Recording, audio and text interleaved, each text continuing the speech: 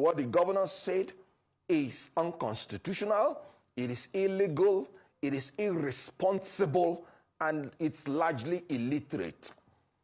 Coupled with Section 39 that guarantees freedom of expression and Section 40 that guarantees freedom of association and assembly.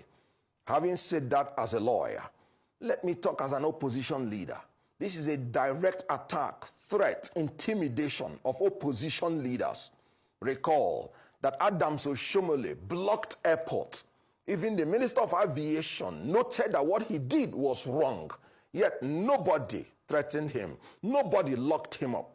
If it were an opposition leader, he would have been in jail cooling off before anything is said and done. But whenever you come to APC, your sins are forgiven. And look at an innocent citizen just because he's an opposition leader. He's been threatened, his life being threatened, that he should not step into Edo State by a governor that is INEC produced, figure challenged, pinchomic and petite, and largely illiterate, like I said. Now, let me come in from the point of being a citizen from Igbo extraction. I sense tribalistic, cheap, ethnic bigotry in this governor. If Peter Obi were to be a leader from Hausa land or from Yoruba land, this governor will not dare make such a statement. Recall when 16 persons were killed in Edo State, before even making any investigation, he ran to Kano State to prostrate. That was a good thing because life is very, very essential. The same governor that did that is the same governor that is threatening the life of a human being for just coming into your state. This is very annoying. It's a direct threat to Igbo people. It's a direct threat and exhibition of being an Igbo hater. And that should stop. Let me tell you, from where I come from, when you kill even a madman, that's when you know that he has a brother. If a strand of hair falls from Peter Obi, because this is a direct attack and threat to his life. Remember, the governor made it clear. He said his security can no longer be guaranteed. He used the word never, if he does not take permission from him. Let me ask Monday Okpobole, does it mean that when he finishes as a governor, before he travels to any state in Nigeria, he would have to seek the permission of all the governors?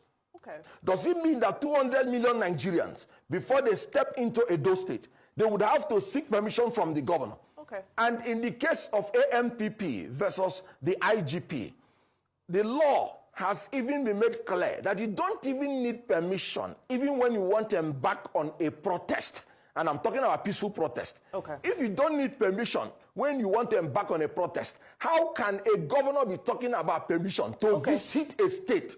Okay. That is in bad taste. Okonkwo, that is offensive.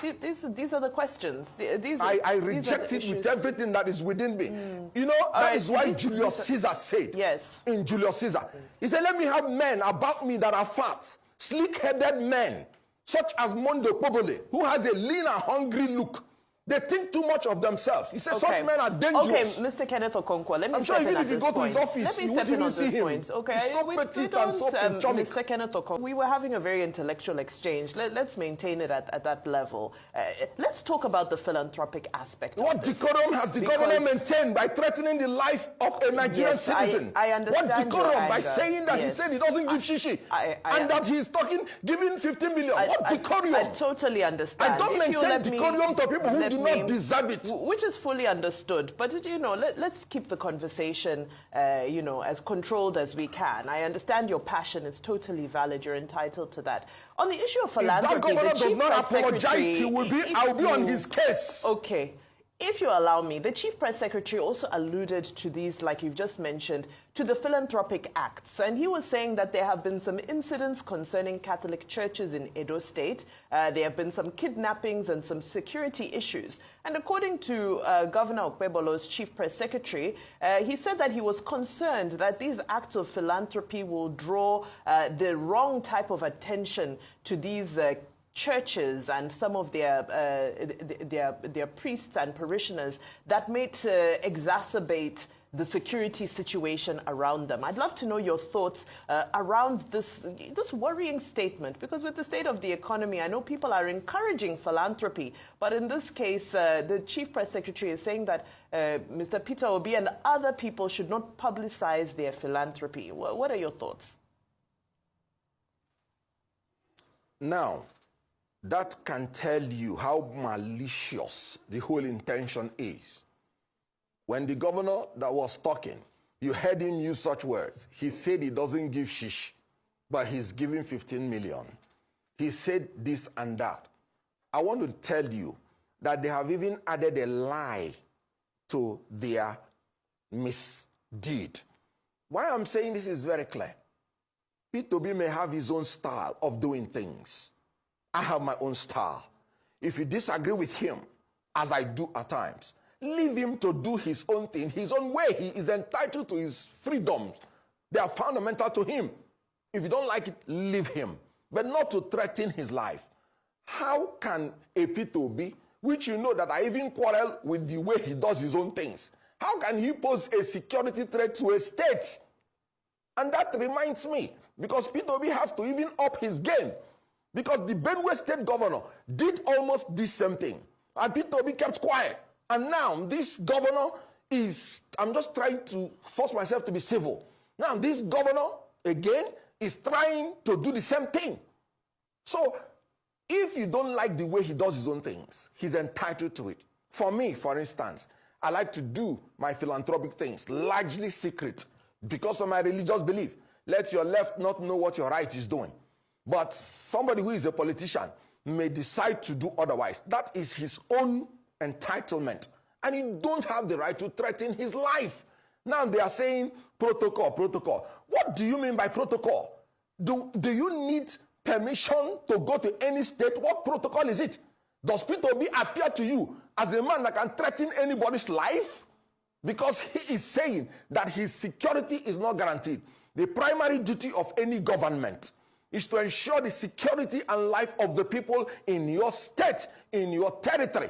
And this is a governor that is rather threatening the lives of the people in his state, in his government. What a governor. So what I am saying is that Peter Obi does not pose any threats to anybody's life. Okay. So he couldn't have breached any protocol. Okay. Mr. Kenneth Okonkwo, see, unlike Vimba, me, I will help you lose decorum quickly with my question. You will lose total decorum when I bring this question to you. So, you know, I have wawulens. Proceed. Let me proceed. Have you heard of a name of somebody called Mr. Jared Tenebe? Mr. Jared Tenebe is the chairman of APC in Edo State.